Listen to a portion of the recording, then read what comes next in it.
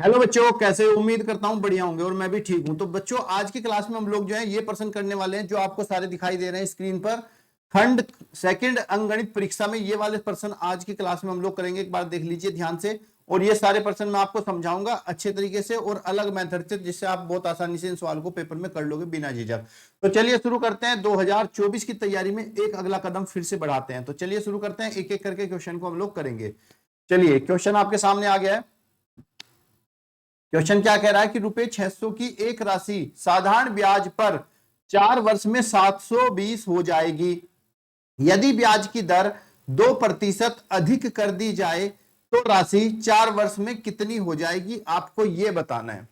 तो बच्चों, यहाँ पे एक चीज आपको ध्यान देनी है। ये 600 रुपए की एक राशि जो है वो 4 वर्ष में हो रही है 720, यानी कि 4 वर्ष में 720 रुपए ये राशि हो रही है। कब? जब ब्याज की दर कुछ भी थी, मान लो ब्याज की दर आर थी, लेकिन अब वो ये कह रहा है कि अब 4 वर्ष में कितनी हो जाएगी अगर ब्याज की दर को 2% अधिक कर दी जाए।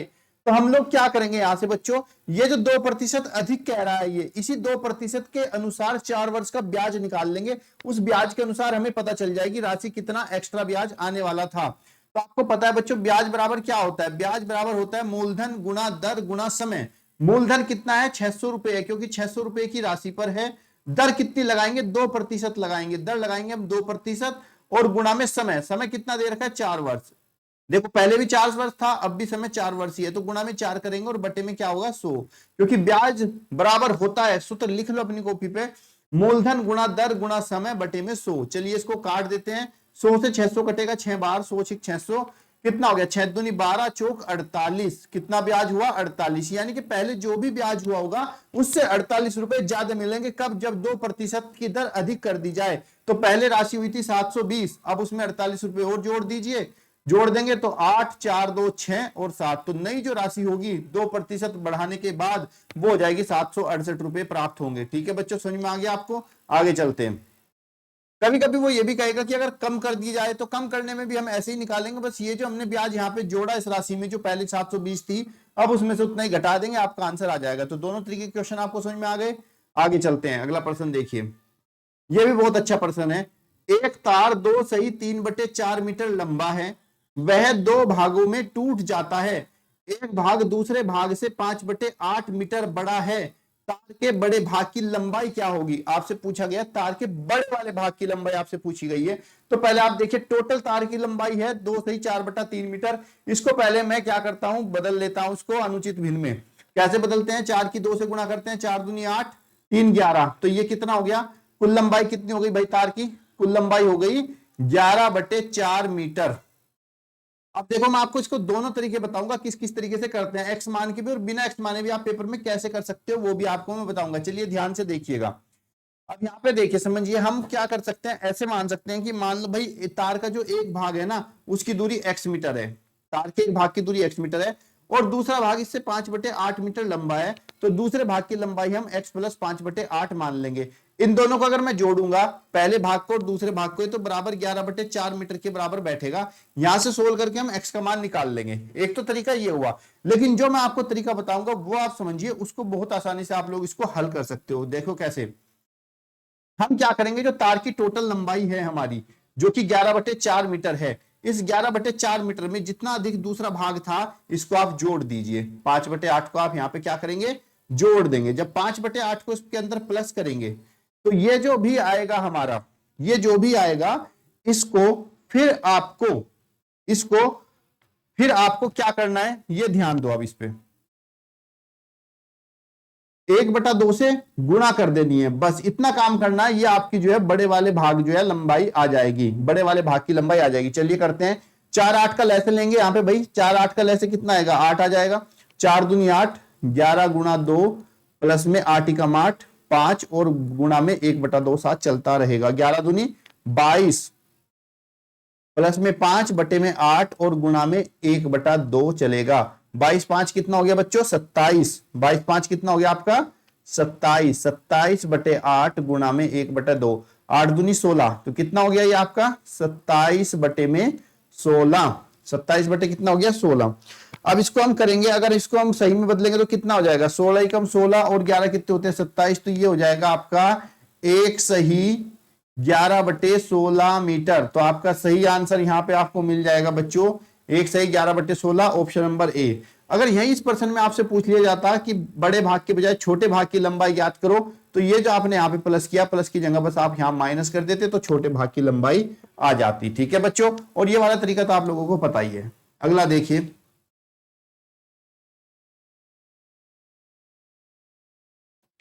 ये प्रश्न भी बहुत इंपॉर्टेंट है। एक शीशे के घन जिसका भुजा 6 सेंटीमीटर है को पिघलाकर 27 एक समान घन बनाए जाते हैं। इस प्रकार बने प्रत्येक छोटे घन की भुजा की लंबाई ज्ञात कीजिए। तो एक शीशे का घन है, एक बड़े वाला घन है जिसकी भुजा सेंटीमीटर है। तो पहले क्या करो, उसका बच्चों आयतन निकाल लो। आयतन, घन का आयतन क्या होता है बच्चों? घन का आयतन होता है भुजा गुणा भुजा गुणा भुजा, भुजा गुणा भुजा गुणा भुजा। बड़े घन का आयतन कितना है? भुजा कितनी है? 6।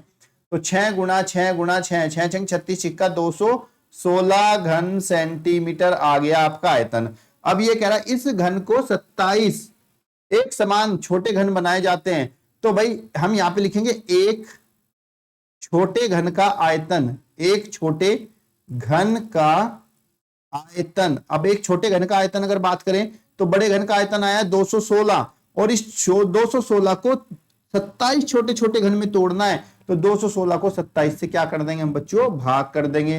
भाग करने पर हमारे पास एक छोटे घन का आयतन आ जाएगा। चलिए देखते हैं कितना है, काट दें इसको। 3 नम 27, 3 7 21, 3 दूनी 6, 9 8 72। तो छोटे घन का जो आयतन आया है वो 8 घन सेंटीमीटर आ गया है। लेकिन बच्चों आपसे क्या पूछा? आपसे छोटे का आयतन नहीं पूछा, छोटे घन की भुजा पूछी है। और भुजा बराबर क्या होती है घन की? भुजा बराबर घन का होता है आपका बच्चों कितना? जो आपका आयतन होता है उस आयतन का घनमूल, यानी कि 8 का आप क्या कर दोगे यहाँ पे? घनमूल कर दोगे। घनमूल हल करने के लिए क्या करेंगे? 8 के अभाज्य गुणनखंड करेंगे। 2 दूनी 4 दूनी 8, और 3 के जोड़े में से 1 लगाते हैं बाहर। तो बराबर में कितना आ गया? 2। तो छोटे घन की जो भुजा होगी वो आपकी 2 सेंटीमीटर आ जाएगी। ठीक है बच्चों, उम्मीद करता हूं क्वेश्चन आप लोगों को समझ में आ रहे होंगे। चलिए अगला प्रश्न देख लेते हैं। अगले प्रश्न देखने से पहले आपको मैं एक जरूरी बात बता दूं कि अगर आपको 2024 की तैयारी के लिए आप सीरियस हो, वहां पे चाहते हो कि आपकी सीट एक अच्छी क्लियर से हो जाए, तो आपको यहाँ पे जो है बुक से तैयारी करनी है, जवाहर विद्यालय नवोदय से। ये विद्यालय नवोदय विद्यालय की जो समिति है उससे संचालित है, और इसमें आपको 2500 पेपर, 6 प्रैक्टिस सेट और 10 सोल्व पेपर मिलेंगे। साथ ही साथ आपको इसका प्रैक्टिस सेट भी मिल जाएगा, जिस प्रैक्टिस सेट में 1800 से ज्यादा और 20 प्रैक्टिस सेट, 5 सोल्व पेपर होंगे जो आपको सफलता दिलाएंगे। ठीक है, चलिए अगला प्रश्न देख लेते हैं, और इसका लिंक आपको डिस्क्रिप्शन में मिल जाएगा, वहां से आप इसको खरीद लीजिएगा, या फिर आप इसको अपने नजदीकी बुक सेलर से भी जाकर ले सकते हैं। 2100 का अभाज्य गुणनखंड कितना है आपको ये बताना। 2100 का अभाज्य गुणनखंड।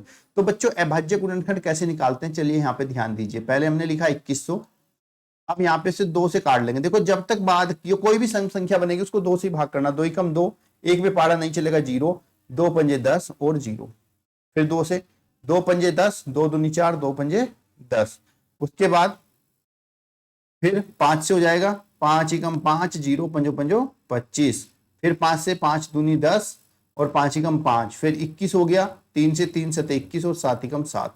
अब देख लीजिए ये सारे गुणनखंड किसके अंदर है? 2 2 2 2 हो गया, फिर आपका 3, अब इसमें 5 तो नहीं है तो ये इसका अभाज्य गुणनखंड नहीं है, ये भी नहीं है। 2 2 3 5 5 7, 2 2 3 5 5 7, ऑप्शन नंबर सी जो है राइट आंसर होगा। ये इसके क्या होंगे? सारे 2100 के अभाज्य गुणनखंड हो जाएंगे। अगला प्रश्न देख लीजिए। एक कमरे की लंबाई 15 मीटर है, इसके संपूर्ण फर्श पर 15 सेंटीमीटर गुणा 12 सेंटीमीटर विमाओं की 7500 टाइल लगाती है, तो कमरे की चौड़ाई क्या होगी हमें ये बताना है। तो बच्चों इसमें एक चीज ध्यान देना, देखो कमरे का ये समझ लीजिए फर्श है, इस फर्श के ऊपर ये टाइलें लगाई हैं 15 बाई 12 की, ये टाइलें यहाँ पे लगाई हैं, और ये टाइलें लगाई हैं तो इससे पूरा फर्श कवर हो गया। मीन्स ये जो 7500 टाइल है इनका जो क्षेत्रफल है वो कमरे के फर्श के क्षेत्रफल के बराबर होगा। और कमरे के फर्श का क्षेत्रफल क्या होता है? लंबाई गुणा चौड़ाई। तो लंबाई तो हमें 15 दे रखी है और चौड़ाई हमें निकालनी है, तो यहाँ पे चौड़ाई आप ऐसे ही लिख लीजिए, बराबर संपूर्ण फर्श की जो टाइल है वो 15 सेंटीमीटर गुणा 12 सेंटीमीटर है। लेकिन बच्चों ध्यान रहे हमें जो दूरी है उसके मात्रक समान रखने हैं, लंबाई के मात्रक समान, यहाँ पे सेंटीमीटर यहाँ पे मीटर है, और आंसर भी हमारा मीटर में, तो हमने इन सबको मीटर में ही बदलना पड़ेगा। अब संपूर्ण फर्श की जो लंबाई थी वो 15 सेंटीमीटर थी, 15 को 100 से भाग कर देंगे, मीटर में बदल जाएगा। 12 को भी 100 से भाग कर देंगे, ये भी मीटर में बदल जाएगा। और टोटल कितनी टाइलें लगी? 7500, तो गुणा में हो जाएगा 7500। तो ये जो फर्श का क्षेत्रफल है टोटल इन 7500 टाइलों के क्षेत्रफल के बराबर हो जाएगा। यहाँ पे आप जो है 100 से 100 को काट दीजिए, और कट रहा है तो काट दीजिए। 25 तिया 75, 25 चौका 100, 4 तिया 12, तो कितना हो गया? चौड़ाई यानी कि ब्रेथ बराबर 15 गुणे 3 गुणे 3, और जो यहाँ पे चौड़ाई के साथ गुणा में था 15, जब बराबर से इधर जाएगा तो ये बेटा बटे में चला जाएगा। 15 से 15 कट जाएगा, 3 तिया कितना हो गया? 9। तो कमरे की जो चौड़ाई है वो आपकी 9 मीटर हो जाएगी। ठीक है बच्चों, समझ में आ रहा है? अगला प्रश्न देख लीजिए। 2 अंकों की प्राकृतिक संख्या है। अगर आपसे पूछा जाए कि 2 अंकों की प्राकृतिक संख्या क्या है, आप कैसे करोगे? देखो सिंपल सा तरीका है। अगर आपको 2 अंकों की प्राकृतिक संख्या निकालनी है तो आप उसके लिए क्या लिखो? पहले 3 अंकों की छोटी प्राकृतिक संख्या लिख लो। लिख ली 3 अंकों की छोटी प्राकृतिक, और उसमें से 2 अंकों की प्राकृतिक संख्या को माइनस कर दो। ठीक है, तो 3 अंकों की प्राकृतिक संख्या कितनी होगी बच्चों? ये 1000 तो 4 अंकों की होती है ना। 3 अंकों की प्राकृतिक संख्या होगी आपकी 100, और उसमें से 2 अंकों की छोटी प्राकृतिक संख्या को माइनस कर दो। 0, 10 में से 9, 90। कितना हो गया आपका? 90 राइट आंसर। कभी भी आपसे पूछ लिया जाए 3 अंकों की प्राकृतिक संख्या, तो आप क्या करोगे ना, 4 अंकों की पहले छोटी संख्या लिख लो, और उसमें से 3 अंकों की छोटी संख्या को माइनस कर दो। कितना आ गया? 900 आ गया आपका आंसर। तो इसी तरीके से हम 2, 3, 4 जितने अंकों पूछे वो हम उसका आसानी से सोल्व करके बता देंगे। अगला प्रश्न है, एक संख्या से उसके अंकों का योगफल घटा दिया जाता है तो परिणाम स्वरूप प्राप्त सर्वदा क्या विभाजित होगा? तो बच्चों ये अपने दिमाग में हमेशा से फिट कर लीजिए बात। जब भी हम किसी संख्या को उसके अंकों के योगफल में से घटाएंगे, किसी भी संख्या को, मान लीजिए मैं आपको दे रहा हूं जैसे 995 कोई संख्या है, इस संख्या को इसके अंकों के योगफल में से घटाना है। यानी कि 9 5 कितना हो गया? 14 में से घटा दो, 5 में से 4 गया 1, 9 में से 1 गया कितना हुआ? कितना है? 81। 9 के पढ़े में आता है। तो कोई भी संख्या हो, अगर उसको हमेशा उसके अंकों के योगफल में से ही माइनस करेंगे तो हमेशा वो 9 से विभाजित होगी। इससे 9 से, याद रखना। अगला प्रश्न, 1/13 7 + 2 × 5 × 11 + 2 × 13 का सरली करने पर परिणाम क्या आता है? तो बच्चों इसको ना बोर्ड मास के अनुसार करेंगे। तो 1/13 बोर्ड मास क्या कहता है? देखो बोर्ड मास कहता है कि पहले आप गुणा करिए फिर जोड़िए घटाइए। तो इसको हम 7 + 5 दूनी 10 और 11 कितना हो जाएगा? 110 + 13 दूनी कितना हो गया बच्चों? 26। 13 दूनी कितना हो गया? 26। 1/13 इसको जोड़ देंगे हम 110 और 26 और 7 को प्लस करेंगे, कितना हो जाएगा? 7 6 13, 2 और 1 3 और 1 4 और 1 कितना हो गया बच्चों? 143। 13 से 143 काट देंगे, 13 × 13, 13 × 13 कितना हो गया? 11। तो उसको सरलीकरण करने पर हमारे पास कितना उत्तर आएगा? 11 उत्तर आएगा। अगला प्रश्न देख लीजिए, 6.6 6.06 6.006 6.606 का योगफल क्या होगा? तो बच्चों जब हम इसको जोड़ते घटाते हैं ना, तो आपको एक ध्यान रखना है कि दशमलव के नीचे दशमलव आना चाहिए। 6.6.6006 हो गया। फिर ये है, फिर दशमलव यहाँ लगाएंगे, 6.006 लिखेंगे यहाँ पे, फिर दशमलव के नीचे दशमलव रहना, बस ये आपको ध्यान रखना है। तो 06 हो जाएगा और ये 6.6 हो जाएगा। बाकी जो जगह है उसको हम 0 लगा के भर देंगे।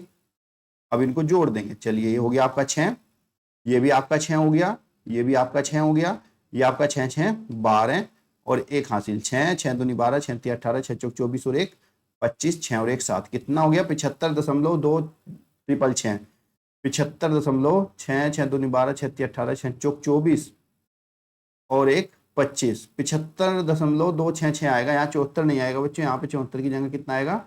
75 आएगा। ठीक है, ये आप आंसर्स में थोड़ा गड़बड़ है। एक बार देख लेते हैं क्वेश्चन। तुमने 6.006 ठीक है, फिर 6.006 ये भी ठीक है, फिर 6.06 ये भी ठीक है, 6.6 ये भी सही। 75.266 आएगा उत्तर। ऑप्शन नंबर ए जो आपका राइट आंसर होगा। ठीक है बच्चों, तो उम्मीद करता हूँ आपको सवाल समझ में आए होंगे। तो वीडियो को शेयर कर लेना और चैनल को सब्सक्राइब करना बिल्कुल मत भूलना। इसी तरह के सवाल जो आपके पेपर में आएंगे, ये जो लास्ट वाला सवाल है ये आप लोगों को खुद करना है। कैसे करोगे? देखो इसको भिन्न में बदलना है। तो 725 और 4 के बाद दशमलव है, तो आप जो इसके नीचे 1 2 3 4 ये लगा दोगे, उसको काट दोगे। काटने के बाद जो आंसर आएगा उसको कमेंट बॉक्स में बताओगे क्या आया। और ये भी मैं देखना चाहता हूँ कितने बच्चों ने वीडियो लास्ट तक देखी, कितने बच्चे सीरियस हैं नवोदय की तैयारी के लिए। ठीक है, धन्यवाद। जय हिंद, जय भारत।